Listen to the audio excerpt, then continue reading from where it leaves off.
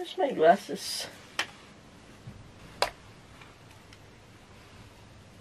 Maupay na aga, maayong buntag, and good morning everyone. Welcome back to another vlog. So let's say you have packed and you know what things to bring here to the UK and you're coming to the UK soon. These are the top 10 things that you need to know before coming here to the UK.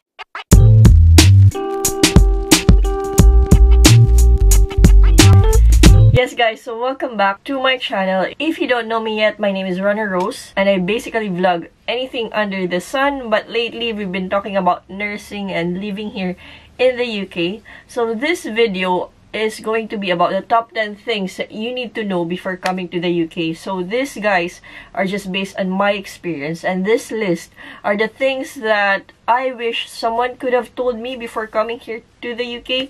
This list though is not limited, and I'm sure there's still more that we can add to this list. So if you know something or you have an idea on what other things we need to know before coming to the UK, let me know and let my viewers know by putting it in the comment section here down below. So without further ado, let's start. So the ambulance just passed by our neighborhood, but let's not mind that.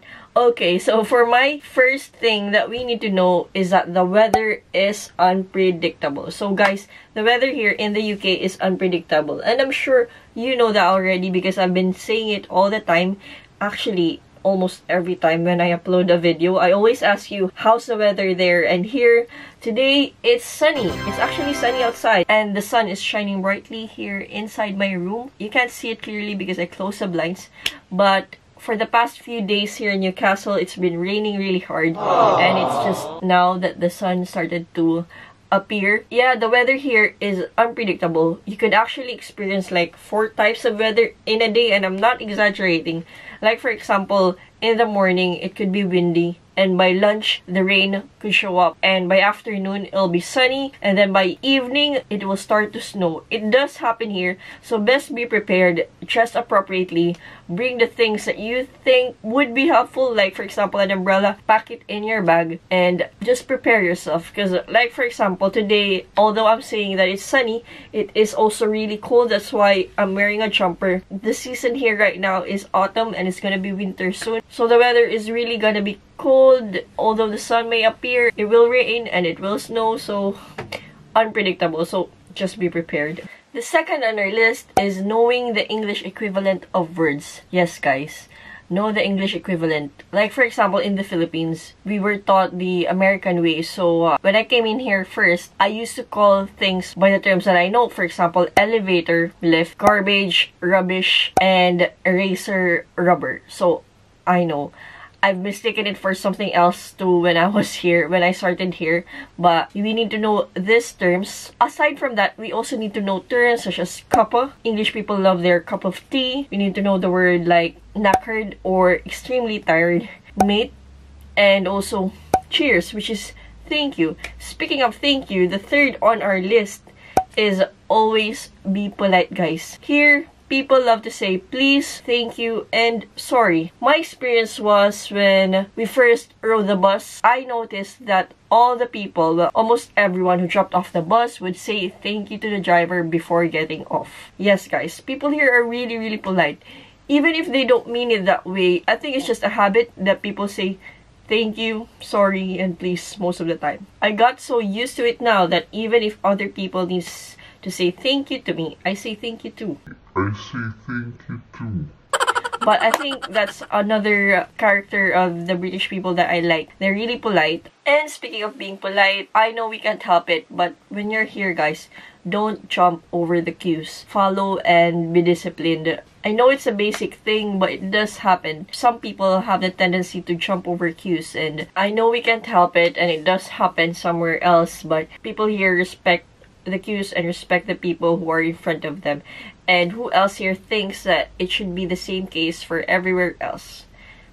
Yeah, just wait for your turn guys, and don't jump over the queues. Speaking of being polite again, the next one is regarding the escalators. I know in the Philippines, we are starting to practice this one already, but it was really a surprise to me when I came here to the UK. The people here are really disciplined when it comes to, although there's still some that you can pinpoint who doesn't follow it, it is still dominant here that when you want to stand in the escalator, you stay on your right, and when you want to walk and rush towards your destination, you use the left side of the escalator. And speaking of left and right, the drivers here drive on the left side of the road. So be watchful, guys, when crossing the road. Also, don't forget that there are signs or there are words written on the road, markers, where you should look at your left and you should look at your right. Be careful and follow the road signs properly. Also, stoplights are really useful. So if you need to press on the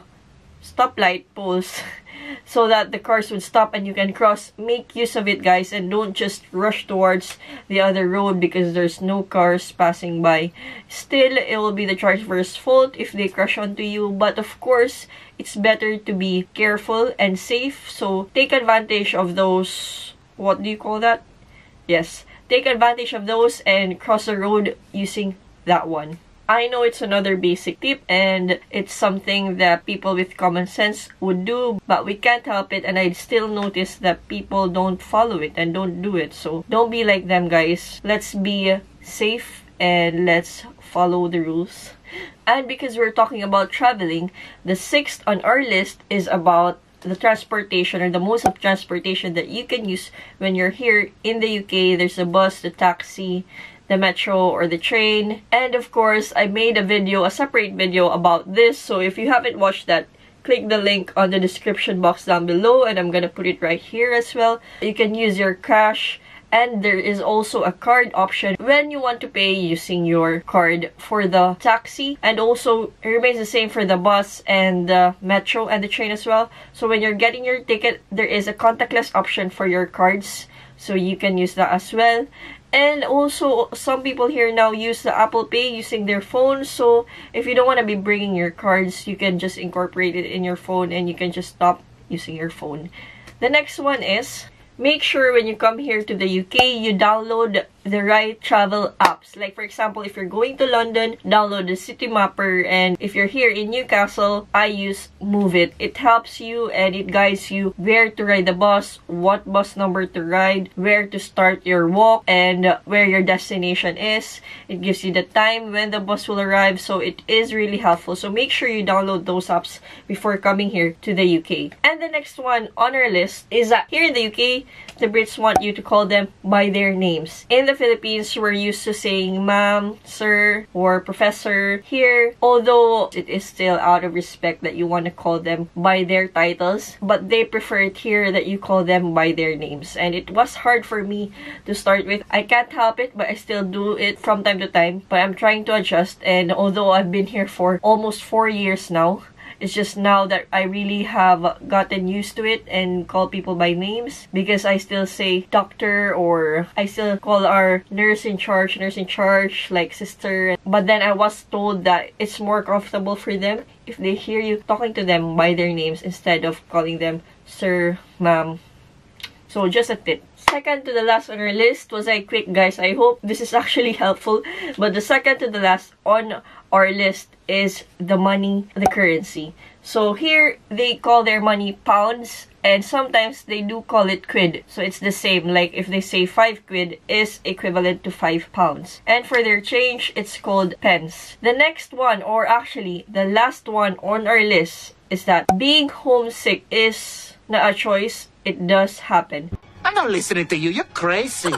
So you need to anticipate for it and be prepared for it, guys. I know it's easy to say, oh, I won't feel homesick because it's a new environment and I could adjust, and I'm pretty sure there are a lot of activities, things to look out for, watch out for. No, guys, it does happen, and it's true, it's real. Even until now, I still feel homesick. What we always need to think of is the reason why we're actually here in the first place. Use it and push through it and work because of it. And don't forget, guys, that if others can and they manage to overcome this homesickness, you also can. So I hope this video is helpful, guys, and I know there's a lot of things that we can add to this. I might do a part 2 if you give me suggestions, so let me know.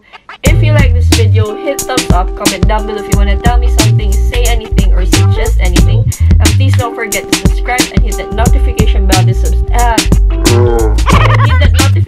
beside the subscribe button so you will be notified when I will upload a new video. Salamat na pagkita. See ya.